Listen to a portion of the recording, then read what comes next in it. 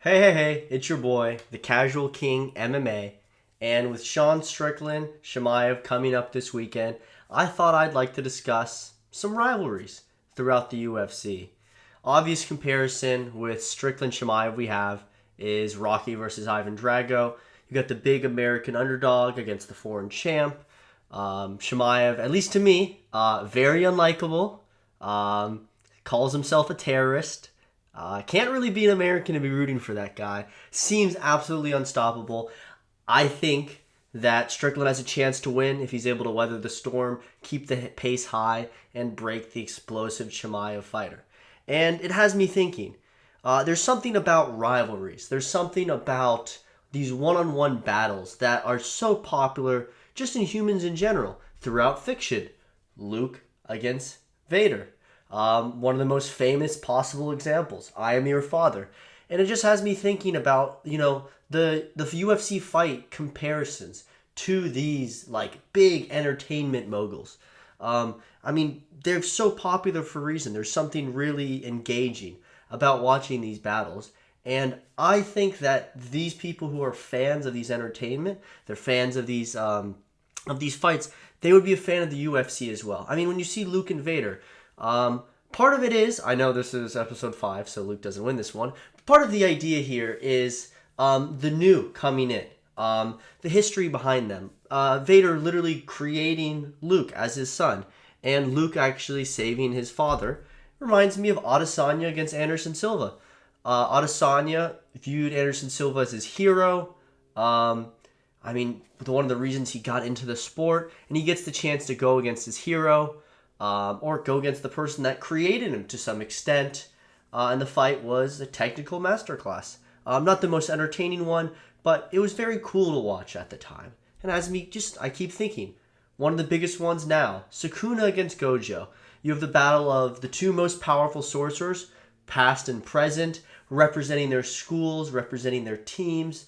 Not David versus Goliath exactly, but the idea of they represent their sides. They are going to lead their teams to victory. The winner of this will determine the future. Cody Garbrandt against TJ Dillashaw.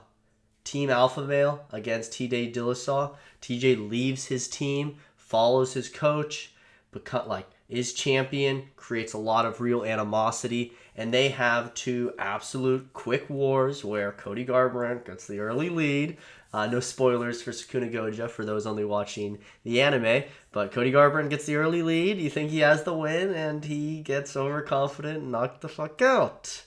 So, and really was the end of Team Alpha Male here. But the heated rivalry and kind of what they stood for really elevated this one to the next level. Batman vs. Joker, can't really talk about rivalries without it. And I think DC against John Jones is the best example of that. It's fun to argue who is who, because John Jones is ostensibly the villain of his own story. But he's the best. He's unbeatable. And without DC, John Jones really couldn't prove he was the best. He needed DC. He needed that top 5 fight. I think DC is top 5 of all time fighter. Jones needs him on his resume to be considered the best. DC pushed John Jones to be his absolute best. And Jones did the same for DC. And DC just wasn't up to snuff. He was so close. He worked so hard. But John Jones was a freak athlete on a little bit of roids. And DC just couldn't overcome it. He couldn't get past John Jones. It was like his kryptonite. But they needed each other. DC needed Jones as his motivation to keep going. And Jones needed DC to elevate and keep that hunger. And no matter how much they hate each other, they complete each other. Another big one, Captain America, Iron Man for Civil War. People chose their sides. Friends turned enemies. I think you see where I'm going. Jorge Colby. Big fan of Colby. He's been a little downhill since then. But, this was a real... People said that this was fake at the time. It was not fake. These guys were best friends. They lived on each other's... They lived on each other's couches. They were more than roommates. They were living for free. They were really helping each other on the come up. And it turned into a really nasty rivalry. Obama phones brought up, just nasty stuff. Friendship completely fractured. And after Colby won a dominant decision, Jorge literally snuck up and sucker punched him and got sued for it. So, yeah, no happy ending there. And then what I'm going to end on, Invincible against Angstrom Levy. Seemed like it was going to be this big rivalry. Angstrom was going to put up a big real fight, and Invincible just, smashed him.